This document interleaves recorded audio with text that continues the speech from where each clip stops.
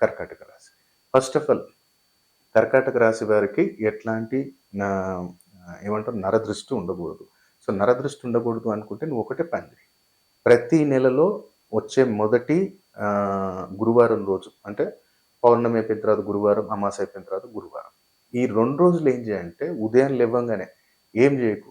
పళ్ళు తోమకు, ఏం చేయకు. చక్కగా కిచెన్‌లోకెళ్ళిపో, కొన్ని పసుపావాలు తీసుకో, క్లాక్ వైస్ ఒక 7 సార్లు తిప్పు.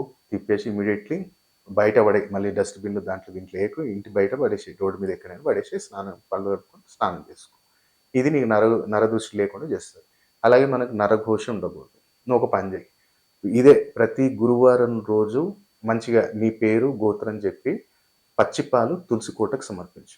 తులసి కోటలో సమర్పించి నువ్వు పేరు, గోత్రం చెప్పి ఒక 7 సార్లు చెప్పుకుంటూ చేతిలో కొన్ని అంటే ఇప్పుడు నువ్వు ఫర్ ఎగ్జాంపుల్ అనుకో అగ్నేష్ అమితరాజ్ పగడిపాల గోత్రం కొన్ని పాలు పోసుకున్నావు. అట్లా చేతితోటి వదలాలి. డైరెక్ట్ గ్లాస్ తోటి పోయొద్దు.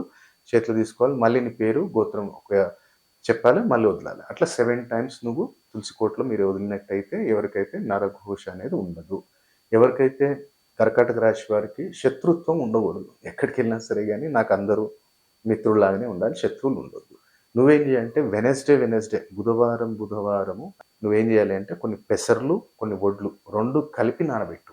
వడ్లు, పెసరగుండ్లు నానబెట్టి మంగళవారం రోజు రాత్రి నానబెట్టు.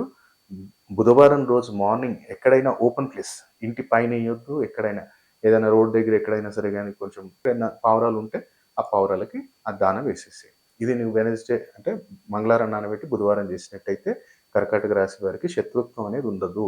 ఎందుకంటే కర్కాటక రాశి వారికి ఎప్పుడైతే రాహు పాజిటివ్ రిజల్ట్ ఇస్తాడో అదే పక్షులకు పర్టికులర్ పావురాలకు వేయటం వల్ల ఏంటంటే కుజరాహువుల యొక్క బలం పెరగటం వల్ల అథారిటీ వస్తుంది మనకి.